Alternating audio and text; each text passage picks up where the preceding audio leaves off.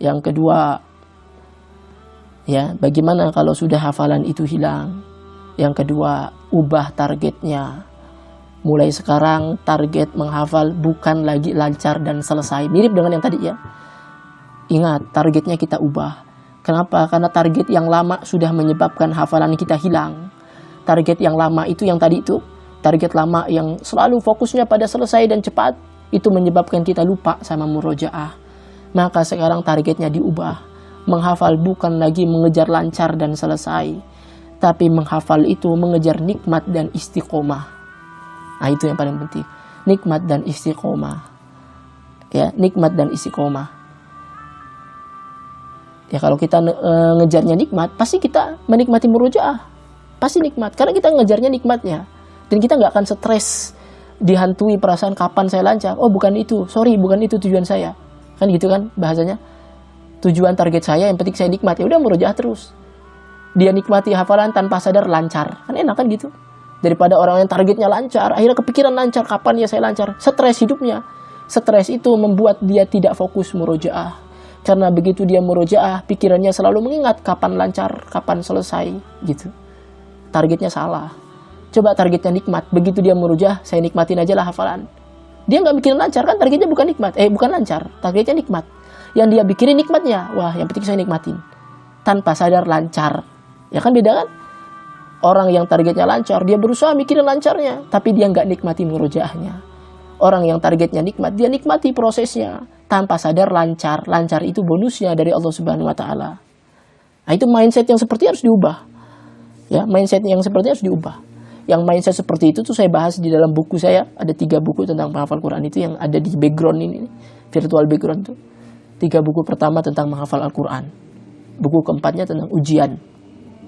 Itu yang belum baca silahkan dibaca. Karena saya menguliti atau ingin mengubah mindset para penghafal Quran supaya benar dalam perjuangannya. Jadi yang kedua itu, targetnya diubah, bukan lagi lancar dan selesai, tapi nikmat dan istiqomah. Istiqomah itu terus, istimror atau komitmen, istiqomah itu lebih tepatnya. Ya. Kalau terus menerus itu kan istimror. Istiqomah itu komitmen. Ya, ujungnya kalau orang komitmen pasti terus menerus, pasti istimror. Ya. Targetnya nikmat. Orang yang targetnya nikmat itu pasti sanggup berlama-lama. Coba saya tanya nih, kalau kita suka makan itu nikmatnya saat makan atau saat selesai? Kan makan itu nikmatnya saat selesai. Gitu. Nggak ada orang, wah saya suka banget makan, kapan ya selesai? Gitu. Malah nggak akan nikmat. Makan itu kalau sudah selesai udah nggak nikmat. Nikmatnya menghafal itu saat makan. Gitu kan? Orang yang suka main game, kapan dia nikmatnya? Nikmatnya main game itu saat dia main game atau saat selesai? Ya saat main game. Kalau sudah selesai udah nggak nikmat. Nah sama, penghafal Quran itu seperti makan. Kalau dia senang menghafal Quran, makan nikmatnya itu saat menghafal. Wah seru banget yang hafal. Wah seru banget ya murojaah. Justru pas sudah selesai murojaah, malah dia nggak nikmat lagi. Ya, jadi nikmatnya penghafal Quran itu adalah saat menghafalnya, bukan saat selesai. Karena saat selesai sudah tidak nikmat lagi. Ya, sudah nggak nikmat lagi. Maka menghafal Quran yang nikmat itu adalah menghafal Quran yang tidak bertanya kapan selesai. Murojaah yang nikmat itu murojaah yang tidak bertanya kapan lancar. Tapi dia bertanya kapan lagi ya saya baca Al-Quran, gitu. Dia nggak nanya-nanya kapan selesainya. Yang penting bagi dia kapan ya saya bisa baca Al-Quran lagi. Nah, itu bagi dia nikmat. Karena kenikmatan dia itu saat prosesnya. Kalau dia berhenti, jeda kan, wah saya harus jeda nih, harus sekolah dulu. Di sekolah tuh dia nanya-nanya kapan ya saya bisa ngapal Quran lagi. Soalnya nikmat banget ngapal Quran. Kan keren tuh. Ya. Maka yang kedua, targetnya diubah. Targetnya, core-nya itu bukan lagi ingin lancar dan selesai, tapi ingin nikmat dan istiqomah. Itu yang kedua. Yang ketiga, dikit lagi ya. Yang ketiga, kita petakan hafalan. Apa petakan itu ya? Klasifikasikan hafalan. Mana yang masih kepegang, mana yang sudah hilang. Ini kan khusus untuk murojaah rasa ziyadah tadi ya. Kita petakan dulu hafalan.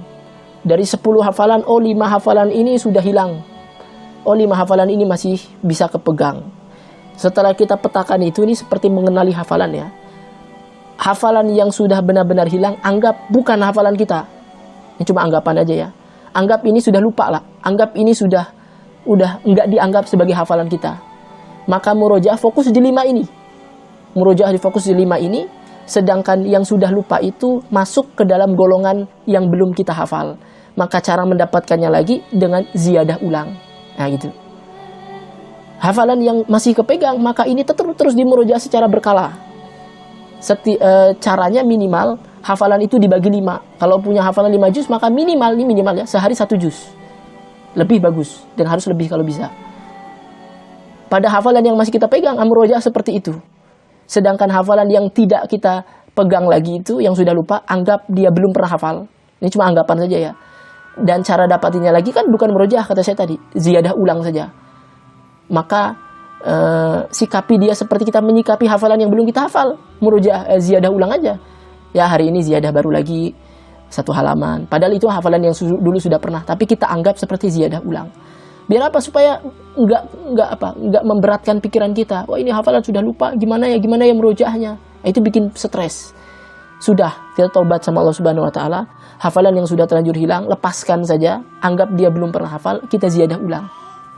Kan ziyadah ulang itu sebenarnya kita nggak ngelepasin hafalan sebenarnya. Kita nggak mengabaikan hafalan. Itulah cara kita. Tekniknya kita adalah dengan cara ziyadah ulang.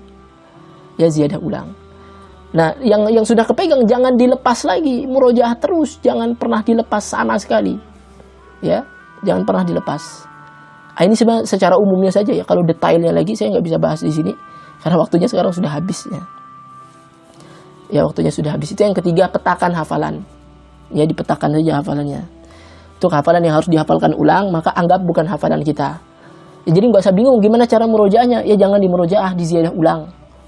Nanti kan bingung tuh saat gimana cara murojaahnya. Soalnya sehari sejuz nggak sanggup. Ya nggak sanggup kan udah lupa. Yang udah lupa jangan dimurojaah, tapi diziyadahkan ulang saja. Akhirnya stres, nggak bisa murojaah sejuz, malah nggak murojaah sama sekali. Itu jadi karena salah prinsip. Yang keempat buat manajemen waktu mulai sekarang. Manajemen waktu. Ya, manajemen waktu untuk Al-Quran. Murojaahnya itu harus terjadwal. Tentukan setiap hari kapan waktu kita komitmen bersama Al-Quran. Seperti saya misalnya punya komitmen setiap habis subuh sampai suruh harus murojaah. Saya komitmen. Ya. Kemudian setiap jam sekian saya harus murojaah, setiap jam sekian misalnya maghrib sampai isya. Tulis itu kalau bisa. Kenapa? Kalau nanti tiba masanya, waktunya yang sudah kita tulis itu, oh tiba nih waktunya habis subuh saya harus bersama Al-Quran. Maka tidak boleh ada kegiatan apapun yang mengganggu. Buktikan sama Allah bahwa Al-Quran itu nomor 1 dalam hidup kita. Bahwa waktu yang sudah kita tetapkan untuk Al-Quran tidak ada apapun yang bisa mengganggunya. Itu caranya. Karena memang menghafal itu pada akhirnya tentang pembuktian diri kepada Allah Subhanahu wa taala. Kalau kita nggak punya manajemen waktu yang bagus, murojaah hanya pada saat kapan kita pengen, menghafal cuma pada saat kapan kita pengen. Ya, kalau lagi malas nggak murojaah, nggak akan pernah dimudahkan oleh Allah Subhanahu wa taala. Karena kemudahan itu walladzina jahadu fina lanahdiyannahum subulana. Ya. Karena kemudahan itu hanya diberikan kepada petunjuk itu, jalan kami itu kami berikan hanya kepada mereka yang bersungguh-sungguh, yang berjihad kata Allah Subhanahu wa taala, yang bersungguh-sungguh. Bersungguh-sungguh kita memanfaatkan waktu itu.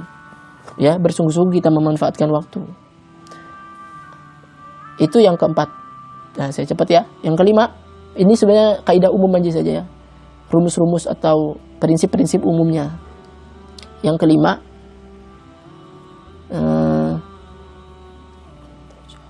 ini yang tambahannya, yang kalau bisa nih, kelima. Karena gini, orang-orang yang murojaah rasa ziyadah itu hampir bisa dipastikan adalah orang-orang yang banyak melalaikan waktunya dalam hidup. Makanya hafalannya hilang. Ya, orang-orang yang. Maka saya punya selalu motivasi kepada semua para penghafal Quran, termasuk pada diri saya pribadi ya. Ini adalah nasihat untuk saya pribadi. Penghafal Quran itu kalau bisa, ini amalan yang tidak boleh ditinggalkan, yaitu tahajud. Nah ini. Sepele apa hubungannya sama hafalan? Oh, hebat banget tahajud itu. Ya lihat, ketika Allah Subhanahu wa taala perintahkan kumil laila illa qalila nisfahu aw inqus minhu qalila aw zid alaihi wa ratilil qur'ana tartila. di ayat keberapanya itu ya, inna nasyi'atal laili hiya asyaddu wat'aw wa aqwamu qila. Kata Allah gitu kan, sesungguhnya bangun di malam hari, sholat malam itu akan menguatkan raga kita dan bacaan di malam itu berkesan.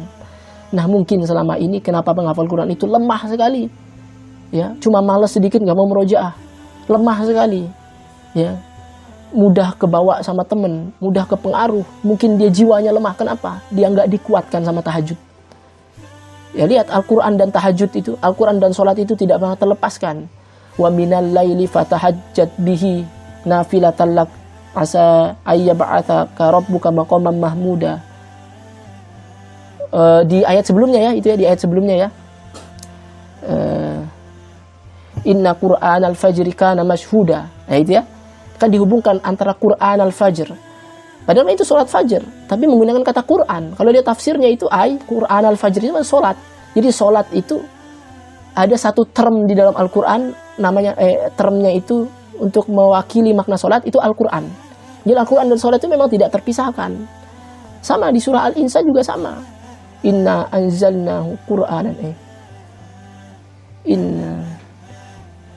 di surah Al-Insan ya. Biasanya saya baca ini.